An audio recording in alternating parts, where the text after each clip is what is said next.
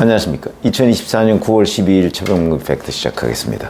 지금 서울고등법원에서요, 도이치모터스 주가 조작 의혹 사건에 대한 2심 선고가 진행 중입니다. 도이치모터스 주가 조작 사건이라는 걸 잘 아시지만 권오수 전 회장 등이 2009년부터 2012년 사이에 주가 조작의 이른바 선수들과 또는 증권사 임직원 등하고 공모를 해서 주가를 조작한 혐의고 1심에서 징역 2년에 집행유예 3년. 생각보다 그렇게 중형은 아닙니다. 선고받았고요. 근데 김건희 여사도 연루됐다 그러는데 기소가 안 됐거든요. 그런데 이제 오늘 2심 선고에서는 사실은 권오수 전 회장에 대한 선고 이런 것들보다는 훨씬 더 관심을 많이 갖는 게 바로 전주라는 손모 씨에 대한 선고입니다. 이 사람 1심에서는 무죄 선고를 받았는데 이번에 이제 검찰이 1심 선고 후에 방조 혐의를 추가해서 징역 3년을 구형했거든요. 그러면 이 손모 씨가 전주인데 김건희 여사도 전주로 의심을 받습니다. 왜냐하면 통장을 빌려줬으니까. 자, 그러면 손모 씨가 유죄를 받으면 김건희 여사도 결국 기소를 해야 되는 것 아니냐?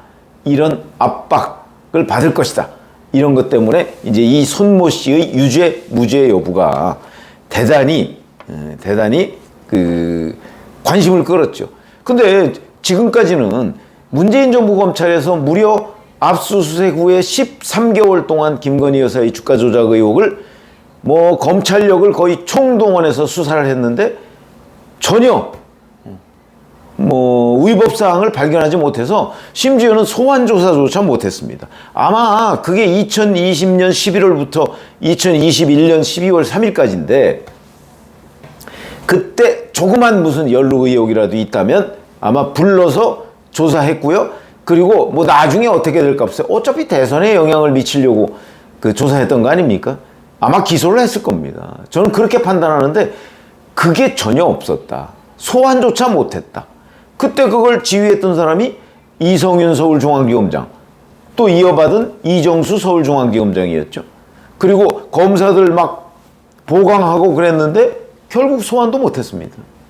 그렇다면 결국 아무것도 없었던 것 아니냐, 이렇게 판단이 되는데 어찌됐든 간에 김건희 여사는 기소를 못했고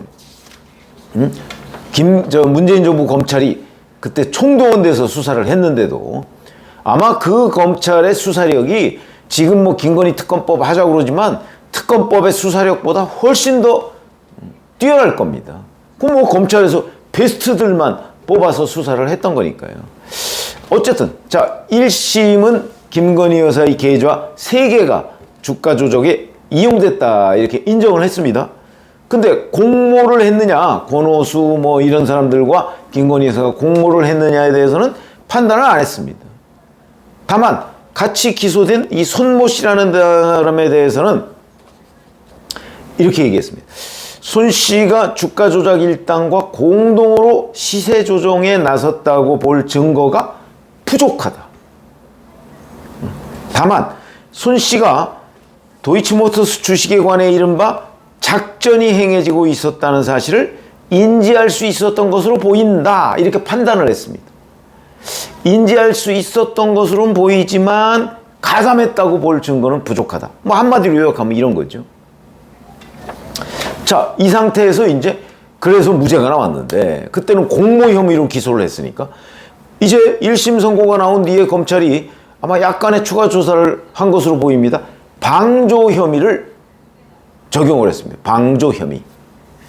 그러니까 이제 2심에서는 뭐라고 돼 있냐면 검찰이 이 손 씨에 대해서 이렇게 주장을 했습니다. 손 씨는 100억 원을 대출을 받아서 대규모 주식을 매수했고 시세에 인위적인 영향을 미치려는 가담을 했다. 이렇게 이제 검찰이 얘기를 했고요. 이런 증거들은 다 제시가 됐겠죠, 2심에.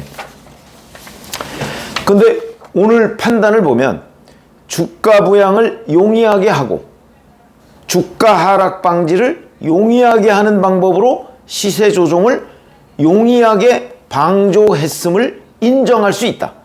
아직 뭐 이 선고는 안 나왔습니다. 여튼 방조 혐의를 인정한다는 거죠. 자, 이렇게 되면 이제 많은 언론 매체들이 똑같은 전주인데 손 씨와 김건희 여사와 같은 거 아니야? 이렇게 얘기를 하고 있습니다. 근데 제가 법조계에 알아보니까 이게 꼭 그런 게 아닙니다. 김건희 여사와 이 손 씨의 차이점. 같은 점은 이제 전주라는 점에서는 비슷하다. 차이점. 자, 우선 이 손 씨라는 사람은 액수가 100억 원이면 100억 원을 그것도 자기 돈으로 한 것도 아니고 상당 부분을 대출을 받아서 투자를 했거든요. 이게 주가 조작이라는 걸 알지 않으면 할 수 없는 행동입니다. 누가 봐도. 그렇기 때문에 1심도 무죄를 내렸지만 공모까지는 아니고, 근데 공모의 혐의도 있을 수 있죠, 사실은. 그걸 검찰이 증거를 찾지 못했을 가능성이 높습니다. 왜냐면 100억을 대출받아서 뭐 이 손 씨가 재산이 얼마인지는 모르겠으나 주가 조작에 투입할 정도면 그거 만약에 잘못되면 패가망신하는 겁니다. 그게 사전에 주가 조작에 관한 정보가 없이 가능했을까요? 저는 그렇게 보는데, 자, 어쨌든 이런 것들 때문에 2심에서도 방조 혐의가 최소 방조, 더 나아가면 공모, 그래서 최소 방조는 인정할 수 있다, 이렇게 판결이 나온 것으로 보이는데, 자, 그런데 김건희 여사의 경우에는 우선 액수가 10억 정도인 것으로 지금까지 보도가 돼 있고요. 그 다음에 김건희 여사는 아예 주가 조작 사실 자체를 몰랐다고 지금 얘기를 하고 있습니다. 거기다가 이게 뭐 대출을 받아서 투자하고 이런 굉장히 위험한 투자가 아닙니다. 자기 돈인 것으로 보입니다. 어머니 최은순 씨와 같이.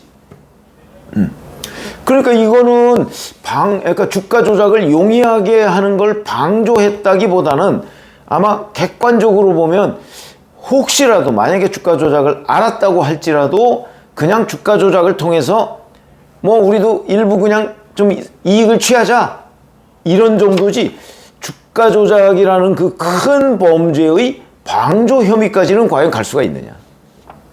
이런 부분이 결정적인 차이다. 법조계에서 그렇게 얘기합니다.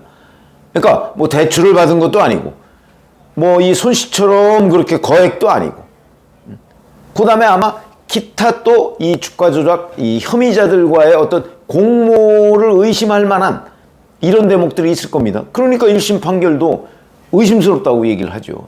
짐작 얘기도 하고요. 근데 김건희 여사는 현재까지 검찰 조사로는 그런 것들이 안 나와 있습니다.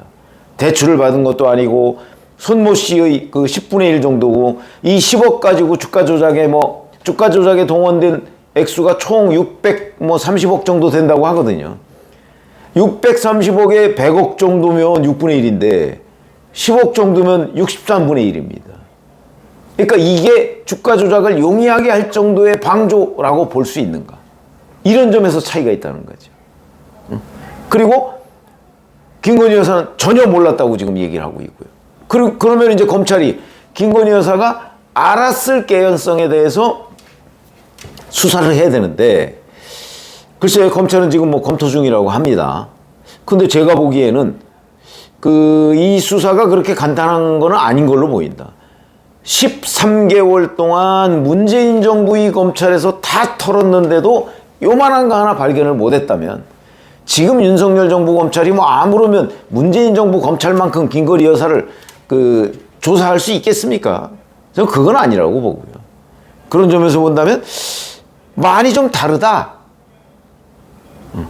그래서 아마도 김건희 여사는 손 씨와는 굉장히 많이 다른 취급을 받을 가능성이 있고 기소 결국은 못할 가능성이 높다, 이렇게 보는데, 이게 법조계의 일반적인 전망입니다.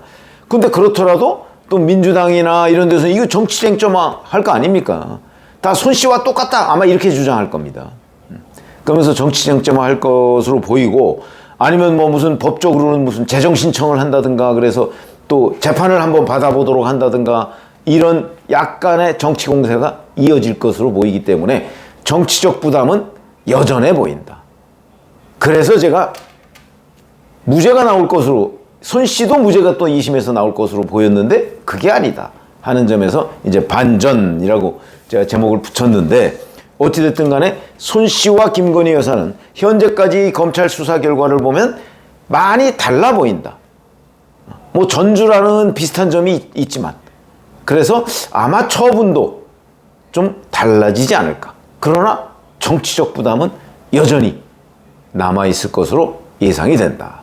저는 차라리 김건희 여사 특검으로 주가 조작 부분이나 뭐 명품백이나 이런 거를 특검으로 돌파하는 것이 아마 2027년 대선을 위해서도 용이하다. 좀 효과적인 대응 수단이 아닐까. 이걸 무작정 방어하기에는 오늘 2심 판결도 그 일반 국민들이 생각하기에는 인상적으로 마치 무슨 죄가 있는 것처럼 이렇게 느낄 가능성이 있기 때문에 특단의 대책을 강구해야 되는 것 아닌가, 이렇게 판단이 됩니다. 고맙습니다.